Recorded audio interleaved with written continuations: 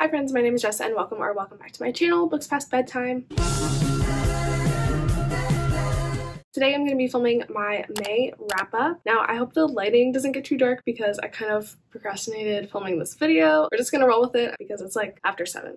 So fingers crossed. As usual for my wrap-ups, I'm going to go through my stats for the month first. So in May, I did read a total of 13 books, which is the exact same amount that I read in April. I'm really hoping to step it up in June, but we will see. I did read a lot more pages in May though than I read in April. I read a total of 5,577 pages in May. I also listened to a lot more audiobooks in May, and I listened to over 100 hours of audio. My average rating for the month was 3.92, which is pretty typical for me. I usually hover right around the 4.0 average range. And then I failed to track the books that I acquired this month as well as books I checked out from the library. I haven't really been using the library all that much because I've been reading so much stuff from like Kindle and things, but I'm not tracking it anyway because I am lazy. But I did actually reread 3 books this month. I was really in a rereading mood. I really needed some like comforting favorites because I did end up getting sick in May. And I also read 2 books that could be considered own voices. Like I always disclaim in these videos, I just mark a book as own voices if I like know for sure that it's own voices. I could be reading all own voices books for all I know. An author has no obligation to come out. This is just based on available information to me that was easily accessible. Now we can talk about the genres that I read this month. This has stayed pretty typical throughout the year. I did read the most books in the romance category. I read a total of 8 romance books in May, and then I also read 4 fantasy books, mostly because I had to catch up with the Fantasy Series book club because I was a little bit behind. And then I did read 1 book that was like majority contemporary, but it probably had romance in it as well. I don't even know what that book was. In terms of format, this stayed pretty typical. I listened to 3 books only on audio. I listened to a lot of hours of audio, but I was like physically reading along while listening to the audiobook, which is where all those hours came from. Only 3 of the books I listened to were solely audio, and then 5 books I read the ebook and 5 books I read physically. In terms of audience, as typical, my largest audience range was adult, where I read 10 books, and then I read 1 new adult book and 2 YA books this month. In terms of author status, I read 1 debut book, 11 books by authors that I had read before, and 1 book by an author that was new to me. In terms of ratings, like I mentioned, I had an average of a 3.92 rating this month, and that broke down to me reading 4 5-star books. A lot of these were the rereads that I was talking about, but I did have 2 books that I rated 4.5 stars, 2 books that I rated 4 stars, 1 book that I rated 3.5 stars, 2 books that I rated 3 stars, 1 book that I rated 2.5 stars, and 1 book that I rated 2 stars. And I had nothing lower than a 2-star read in May. So that's pretty much all of the stats that I tracked this month. Let's just, without further ado, get into the books that I actually finished in May. In the past couple of months, I've been ranking them, but honestly, I'm just going to go through them in the order that I read them because that sounds like a lot of work to rank them. So we're just gonna talk about them as I finished them. The first book that I finished in May was Written in the Stars by Alexandra Bellafleur. I gave this book 4.5 stars and I really enjoyed it. This is a fake dating female-female romance. It's kind of like not really enemies to lovers, more like bad first impression. It's also grumpy sunshine, so it has some really good tropes in it. It basically follows our 2 main characters, Darcy and Elle. Darcy is like a very buttoned up financial analyst, and Elle is more of a like flighty, believes in astrology, works in astrology kind of person, are set up on a blind date by Darcy's brother, and they clash at first. Horrible first impression, horrible first date, never want to see each other again. But Darcy's brother keeps setting her up on these blind dates, and she really wants him to back off and get out of her love life. So she kind of lies to him and says that her date with Elle actually went really well and they're planning to see each other again. And unbeknownst to Elle, she gets roped into this fake dating scenario. And they realize, like, despite their bad first impression, that they actually work really well together and really like each other. It was really cute. This was a super well done romance. I had such a fun time reading it. I really enjoyed it. I'm very mad at myself that I took so long to actually read it because it was so good. I loved it a lot. The next book I read was a reread for me, and that was Intoxicating by Only James. This is part of Only James's Elite Protection Services series, and they're all like age gap bodyguard romances. This first one is my favorite one. I really like the third one as well, but there's just something special about this first one. And basically it follows this guy named Wyatt, and his dad is like a governor, or congressman, some kind of politician, and Wyatt is kind of just like kid who acts out to get his family's attention because he's like grown up, no one's paid him any attention, you know, the type. So his dad hires Lincoln to be a bodyguard babysitter for Wyatt for the summer so that he stays out of the news while his dad's like trying to run for office. So they have this forced proximity romance, and Lincoln kind of becomes the person that Wyatt has always needed in his life, and it's very touch them and you die, very cute. It's It's definitely on the darker romance side, but I feel like Only James writes dark romances very well, where she adds humor and really strong characters to bring some like levity to the situation, so it doesn't feel super dark. And like the romance itself isn't necessarily dark, it's just like the themes going on around the romance. But I really love this series. It's really hot, it's really cute, fun, and fresh, and I had a fun time rereading it. Oh, and it was obviously 5 stars. The next book I finished was Lost in the Neverwoods by Aiden Thomas. This is a YA fairy tale retelling. It's a retelling of Peter Pan in kind of like a dark thriller type of way. I didn't love this one. I gave it 2.5 stars. I had this on NetGalley like a while ago, and I've been trying to work through my NetGalley books to like just clear it out so I can actually start requesting things that I'm interested in now. And this book just wasn't it for me. I really loved Aiden Thomas's previous release, Cemetery Boys. I liked the queer themes, I liked the culture and the family, and I liked the magic system and the romance. This book just fell really flat for me. I found it to be very slow. It's basically about our main character Wendy, and when Wendy was young, she and her brothers were like kidnapped or disappeared. Wendy comes back, her brothers do not, and Wendy does not remember what happened to them, so she's kind of spent her whole life with this like mystery surrounding it. And then when she is a little bit older, she runs into Peter, who really looks like this guy, Peter Pan, from these stories that her mom used to tell her, but here he is like in the flesh in real life, and he has come back because he has like lost his shadow. Obviously, because it's Peter Pan. They're trying to solve the mystery of like Wendy's childhood and also what happened to Peter's shadow and how they're connected and blah blah blah. I was really excited for this book because Peter Pan's one of my favorite Disney stories. I really like the concept of a Peter Pan retelling, but for some reason they just never live up to my expectations, and this one was no different. I'd actually tried to start it last year when I originally got it and found it to be really slow and like soft DNF'd it. Picking it back up this month, I should have just like DNF'd it altogether. I really didn't like it that much. It was okay. There was nothing really wrong with it. It just was slow and boring and not the book for me. The next book I finished was another NetGalley veteran, and that was The Sea is Salt and So Am I by Cassandra Hart. This is a hard-hitting YA contemporary that follows these 3 main characters, Harlow, Ellis, and Tommy. Harlow and Ellis have always been best friends, and Tommy is Ellis's twin brother who at the beginning of the book attempts to take his own life. So he is really struggling with depression, and he's always kind of been like on the outskirts of Harlow and Ellis's relationship, but the dynamic between them kind of starts to change this summer. Harlow kind of starts to notice Tommy, and Ellis is off having his own romance with somebody.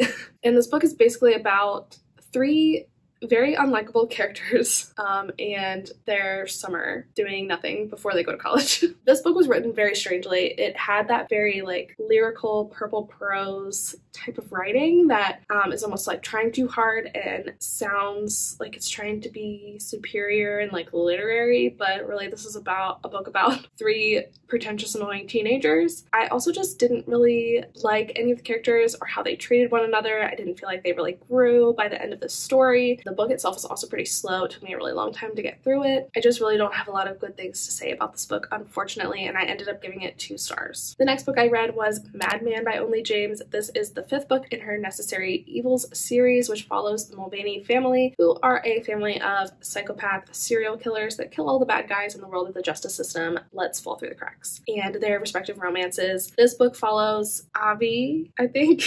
Does it? It has to. It must. Yes. This book follows Abby and Felix's romance. Abby is one of like the murder twins is what they're called. The 4th book is about his twin brother Asa, and Felix is like the younger brother of another of the guy's husbands.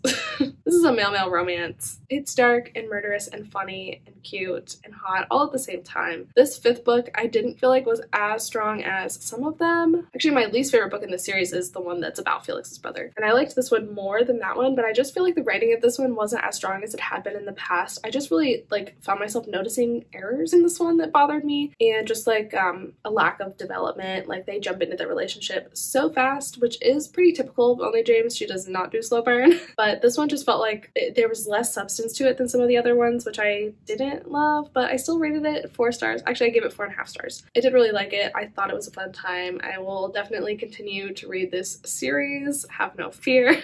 This one just didn't really do it for me in the way that some of the other books in the series have. Like Unhinged, the first book in the series, which is the book that I read next. This was a reread for me. Obviously, I gave it a full 5 stars. I absolutely love this book. So this is the first book in the Necessary Evil series. Like I said, this one follows Adam and Noah. Noah is actually the son of one of the men that Adam killed when he was younger. Noah finds Adam and confronts him about killing his dad and is like, what the heck, why'd you do this? And when Adam tells Noah why, that his dad was actually a really bad person, it unlocks all of these really like traumatic memories in Noah. And so Adam is there for him, and also they hatch this plan to get rid of all the other men that were involved in his father's shady dealings. And obviously they fall in love along the way, or as much as a psychopath can fall in love with somebody.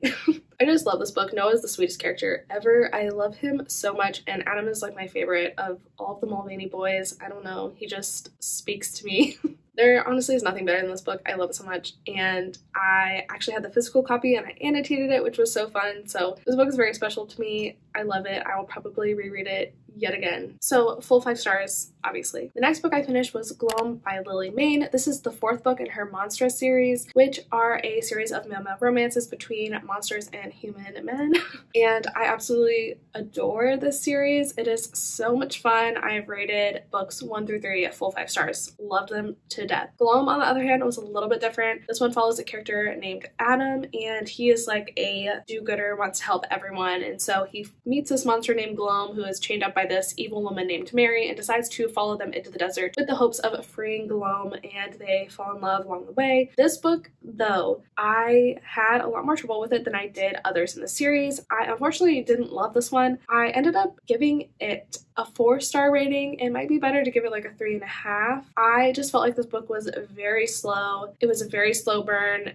The characters didn't really even talk that much until like the 50% mark, and there was so much plot and like journeying across the desert going on instead of like character interactions that I really had some trouble with this one. I also just didn't love the dynamic between Adam and Gloam as much as I did some of the other relationships in the series. They just weren't my favorite, you know, I just didn't connect with them as much as I did other books in the series, so that's why this one got a lower rating from me. The next book I finished was Moth, the 5th book in this series by Lily Mayne, and this was a full 5 stars and probably my favorite book that I've read this year. Fucking loved this book so much. This book follows Charlie and Moth. Moth is actually a half monster, so he really struggles with not fitting into the human world but also not fitting into the monster world. He's really like discriminated against in both. He also has this like unrequited crush on Ghost, who is the male main character in the 3rd book. Everyone just kind of sees this as pathetic because poor baby Moth, oh my god, everyone is so mean to him except for Charlie. Moth is like really prickly at first, but Charlie is not deterred. He's determined to like be Moth's friend. It's kind of a grumpy sunshine dynamic going on. Charlie's definitely pretty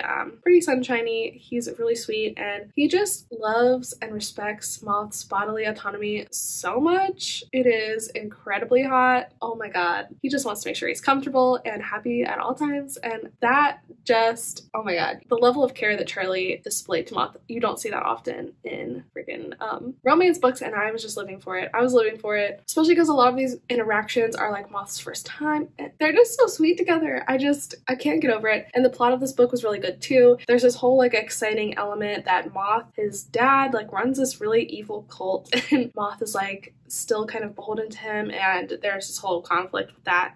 This book was just so freaking good. Like, if you like fantasy romance, you have to read this series. It was incredible. Even if you don't like fantasy romance, like, this was just a solid, super good series, super good world building, super interesting plots. They're funny, they're sweet, the characters are great. I love this series so much. This book is fan-fucking-tastic, and I actually read it twice this month, so yes, it's that good.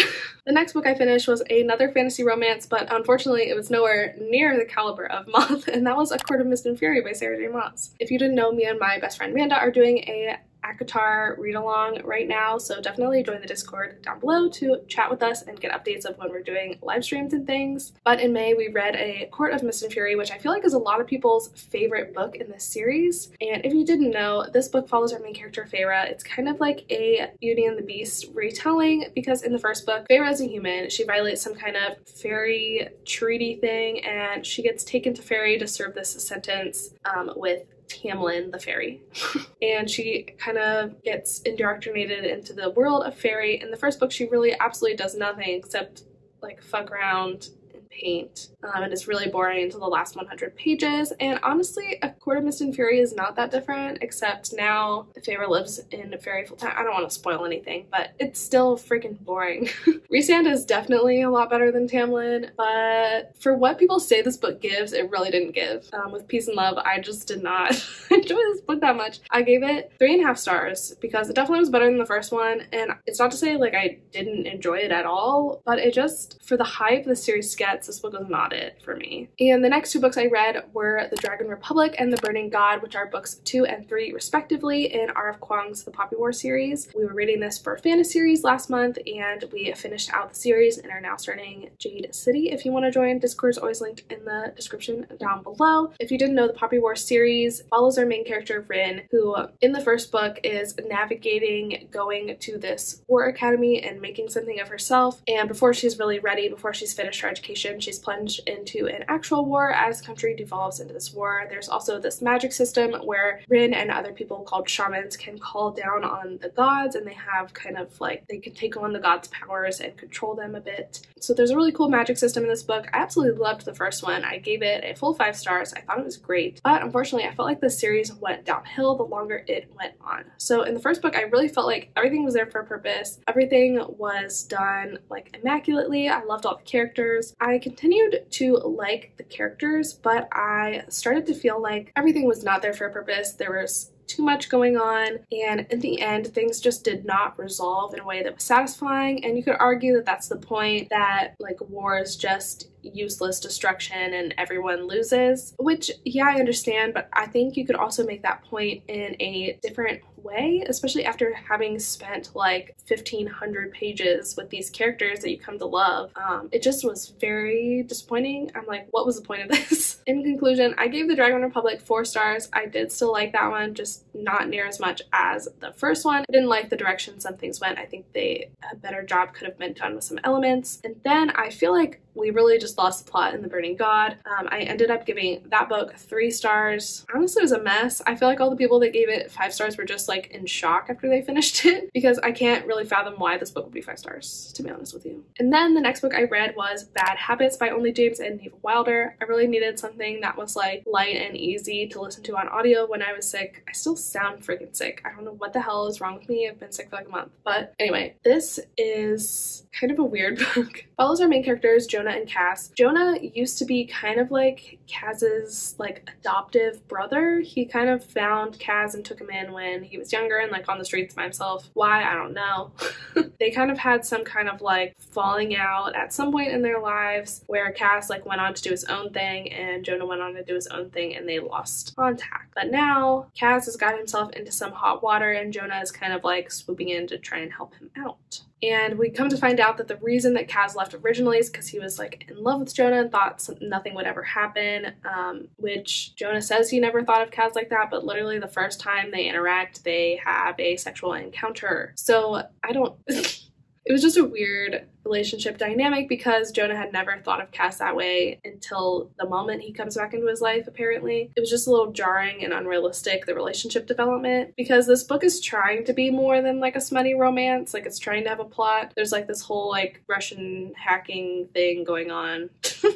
And Kaz is in danger, but it really doesn't end up having a very strong plot. It really just ends up being a smutty romance, which is nothing wrong with that. It just felt like it was trying to be something it wasn't, and I didn't really connect with it like I do some of Only James's other books, obviously, because I reread quite a few of them this month, but this one was just not it for me. I did not really enjoy it that much, and I ended up giving it like a middle of the road 3 stars because, I mean, I had a fun time, but it just wasn't anything revolutionary, and it really didn't have a ton of redeeming factors other than being a fun time. And that is everything I read in May. The last book I finished was my reread of Moth, but of course I already talked about that book. So yeah, that is all that I read in May. Thank you so much for watching this video. Let me know down below what the best book you read in May was, and if you enjoyed my content, definitely subscribe. I would love to have you here. I'm trying to be more consistent. I say that every time I make a video, but one of these days it won't be a lie. Better subscribe and stick around to find out when that will be. I'm trying to keep you on your toes.